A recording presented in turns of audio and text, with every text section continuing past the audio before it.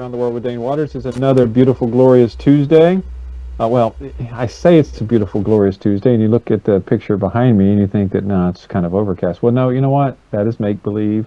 I'm looking outside, the sun is shining, which is here in the UK, which is where I am. Which is kind of unusual that the sun is shining. But so let's just chat about a couple of things before we get to our guest today. First of all, as always, thank you for joining us. I really do appreciate it. And by the way, spread the show. Tell more people about this show. You know, on Tuesday morning, what else better do they have to do than to listen to me pontificate about crazy things around the world? So talking about that, it's a new day, a new Trump day, tariffs. You know, we always talk about tariffs, what's happening around the world. And one thing is interesting, you know, I do a lot of work in Taiwan because I believe in freedom and democracy in Taiwan, and that China should leave them alone, basically, and the world should recognize them as an independent country, which is what they are. But anyway, what's interesting is that Trump put a 15% tariff on on Japan, a 15% tariff on South Korea, but then put a 20% tariff on Taiwan. And this is at the same time he's talking about, hey, Taiwan needs to, you know, to be able to have enough money to build the military to defend against China, yet he's punishing them financially. So, I don't know, just doesn't make sense to me, which is a topic of another show here in the very near future. But tariffs, tariffs, tariffs. Now, is it good for America? I don't know. I'm not an economist, but we'll see. Now, the interesting thing in America is, you know, we always, every quarter, we have where the government announces the jobs data, like how many people have been employed and how many people are in employment. Well, you know, this has been going on forever, and the numbers came out the other day. They were not very good. They showed that the employment was going down. But what does Trump do? He just calls his own governmental department lying, and he fires the head of it. You know, it's a crazy world. It's a very surreal world where if the government puts out data and the president doesn't like it, he just fires the individual. It's kind of crazy. Anyway, so that's what we have going on today. I can't wait to talk to our first guest. I'm trying to wait for him to call in, but let's take a quick break from Around the World with Dane Waters, and we'll be back with our first guest, Keith Voss. Thanks. Welcome back to Around the World with Dane Waters, and I, believe it or not, it's going to come as a shock to you, I am your host, Dane Waters. Anyway, we're very honored to have the Right Honorable Keith Vaz with us today. Keith has been on the show before. He is a former member of Parliament in the UK, the man who knows everything that's happening around the world, whose opinion I trust, and a guy who just really can help us understand what's going on. Anyway, Keith, thank you for being with us today. Thanks, Dan. So let's get started. You know, we have several things to cover about the UK today. First, I'm just going to ask your general thoughts on what is the state of things in the UK, both domestically and internationally. Are you, as a British citizen, happy with where things are? As with any political system, the issue is who leads the country and where is it going. I've known Keir Starmer for a number of years since he sat on my committee when I chaired the Home Affairs Select Committee. He's obviously a very serious, caring individual. But what's missing, and I think what people demand, is leadership. Where are we going? Why are we doing these things? So some will say you're born with leadership. Some say out of the heat of war you acquire leadership. Or, as we know, leadership is suddenly thrust upon you. So he's led organizations such as the Crown Prosecution Service, but somehow the transition from lawyer to politician is not allowing him to map out where he goes. If you talk to people about who the great leaders are, and who have they been in the last few years in America and in the United Kingdom, people automatically go to two names in the UK, Tony Blair and Margaret Thatcher. And in the United States, they probably say Barack Obama, even though they don't know why they say Barack Obama, but they say Barack Obama. And now, of course, whether you like it or not, they also say Donald Trump, because he leads from the front. You know where he's going. He says what's on the tin. So I think for the British people at this moment in time, they've opened the tin, the Starmer tin, and they have found something different to what they saw written on the tin. And that means they're not clear where the country is going. So, however, if you talk down to any visitors, anyone from any other country, Indonesia, Romania, Latvia, any of these countries, and you say, are you pleased with your government? They'll always say, no, they're not. Find me the guy or the woman who says, I love my Prime Minister and I love my government. It's very rare that you find that. And so I think this is an issue that affects not just Britain, but also the whole world. Where are we going and why are we doing this? I think that's what we need to find out. So there's a big vacuum. I agree with you. I mean, doing political work around the world, it's really hard to find, as you said, any country where people stand up. I love my government. I love them. They're doing a phenomenal job. And also, as you know, as somebody who's been in power and in government, it's hard to be in government. It's hard to lead because you can never make everyone happy. It's just the reality. So let's talk about the 10, and I love that analogy, by the way. So what happens next? I mean, do you think that, I've been seeing newspapers and covers of magazines that have Farage on it. I mean, is he the up and comer, or, can the Tories come back, or, is Starmer going to make it, or what's going to happen there? Now that is the $64,000 question. What is going to happen? So I think the way we do it is we take it election by election. And of course, we now have, for the first time, credible parties on the right, Reform, and credible parties on the left, Your Party, or whatever it's going to be called. It's got so many members. I remember once having a conversation with Jeremy, and I introduced him to the president of the Romanian parliament. And he was due to go and address a meeting of the Parliamentary Labour Party. And his staff kept coming in to say, you need to go. The whole of the Parliamentary Labour Party was there. But he was fascinated with this guy who was telling him that the Romanian party that he belonged to had over 250,000 members. And Corbyn was trying to ask why. Because the interesting thing about Corbyn is he is a leader, there's no doubt, because people respect him. But I've seen him up close and personal. And his biggest problem is he can't make decisions. And one of the great things about the left is they don't actually have to be in power. I suddenly came to the conclusion after 40 years in politics that the left don't want to be in power. The right actually do want to be in power. And the centre ground don't know what to do when they've got power. So for the first time, we've got these parties. They're not even on the fringes. These are substantial parties now. They don't seem to have any figures apart from their leaders, Farage and Corbyn. We don't know who's underneath the surface.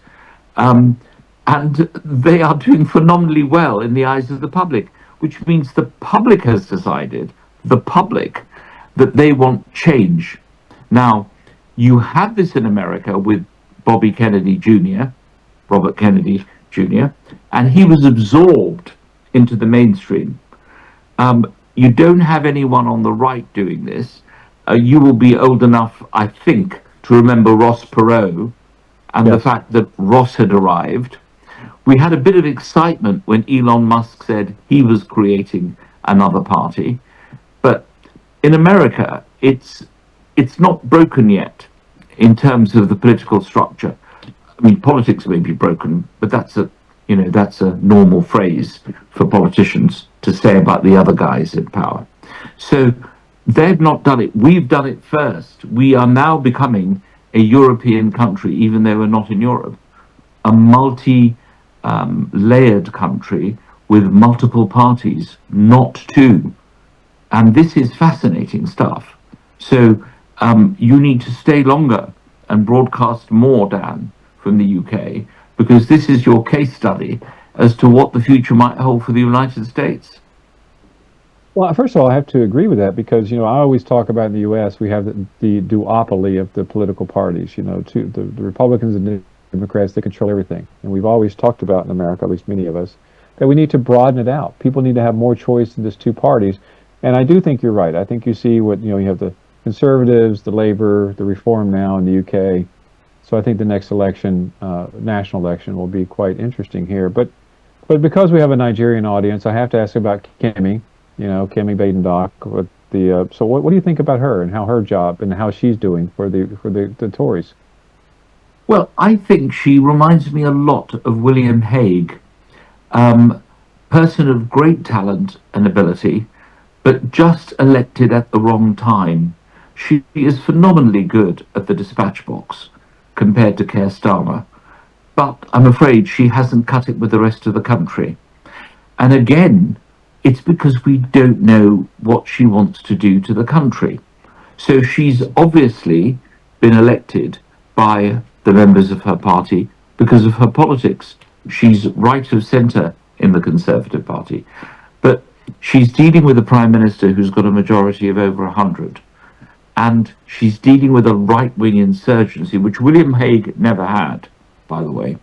He never had this party on the right. They were called UKIP then, and it's all about coming out of the EU. So I think she's a very effective performer. I'm very proud as someone who was one of the first 4 black and Asian MPs in Britain, that the Conservative Party has someone who is not the traditional leader. She is of African origin. She is from Nigeria.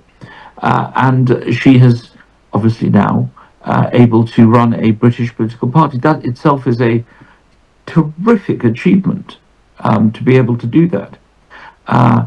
But however, if you don't write what is on your tin and say, open me, this is what I'm going to do, then it's very, very difficult. It's interesting, yesterday, while waiting for a friend from India, I went to Fortnum and Mason in London. And I was interested in the way in which they sold their goods. They're very clear on their tin. What's inside? You can get Indian Darjeeling tea, you can get fusion tea, you can get, very clear. Packaging is very clear. The problem with our political parties is that they haven't followed the retail. They're supposed to be retail. They haven't followed the retail model and said what they want. So that's Kemi's problem. As the first person of Nigerian origin to lead a British political party, that is massive, absolutely massive. She probably would have become a senator or a congressperson or a governor if she was in America. Very articulate, but unable to explain where the Conservatives currently stand. That's their problem. Well, and we have to get on some foreign policies issues here in a second. But one thing about Kemi is that there's been a rash. Well, I'll call it a rash. Maybe you don't think it's that much, but of defections from the Conservative Party to Reform. I mean, I think that is to me, a clear indication of if a leader of a party, people are leaving that party. I think that's an indication of the leadership. I mean, do you think that the Tories are in serious trouble as far as their future is concerned?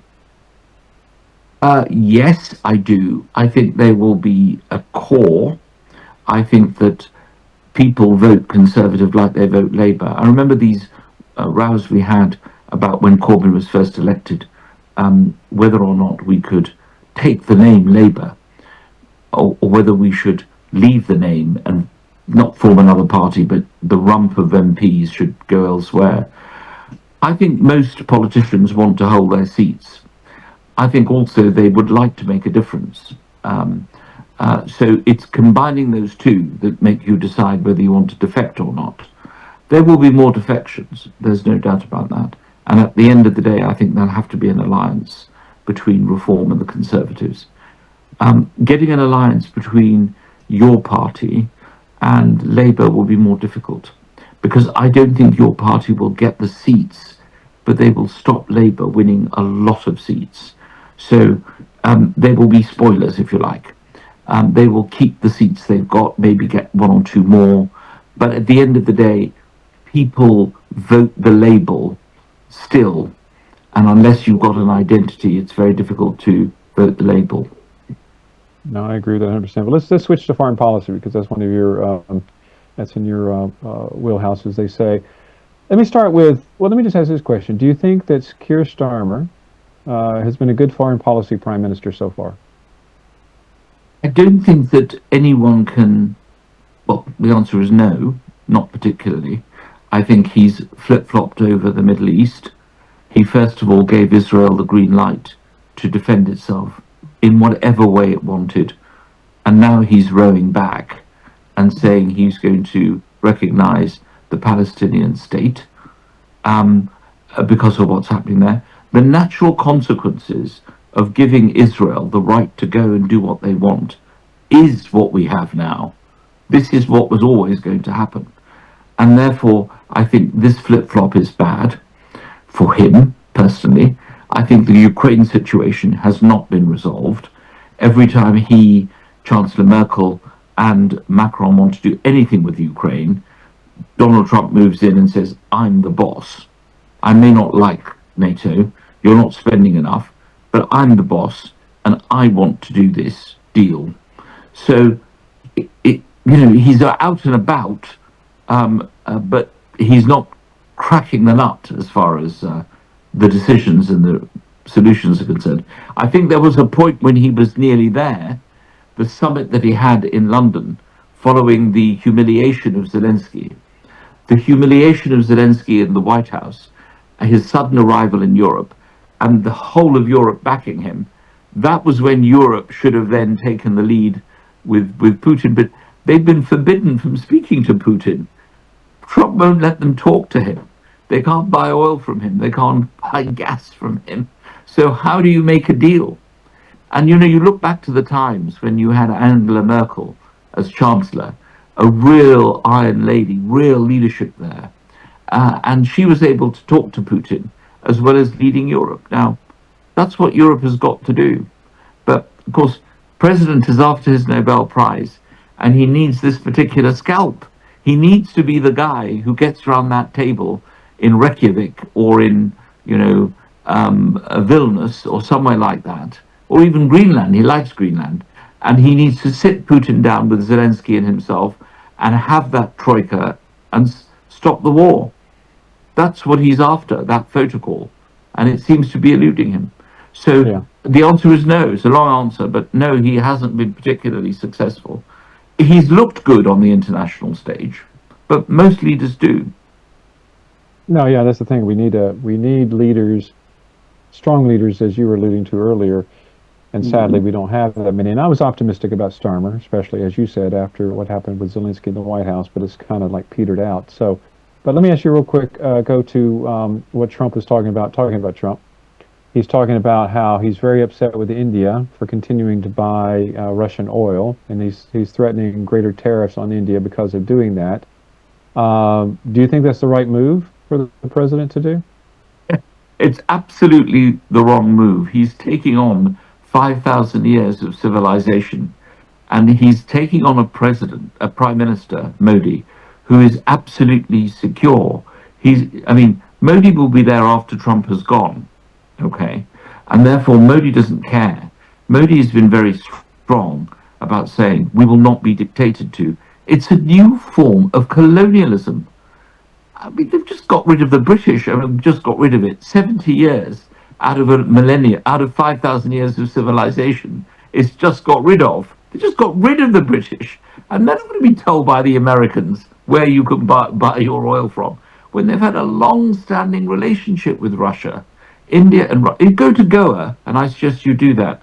A lot of the people who go on holiday in Goa are Russians, because they want the sunshine, etc. We very recently have started pass a law saying you can't buy property there unless you are of Indian origin, because the Russians are coming and buying up all their property. Modi is a strong leader. He won't be pushed around by Trump, and they'll take the pain. in order to make sure that this was they secure their sovereignty. I mean, India will not give up its sovereignty to the Americans. What a cheek! What a cheek!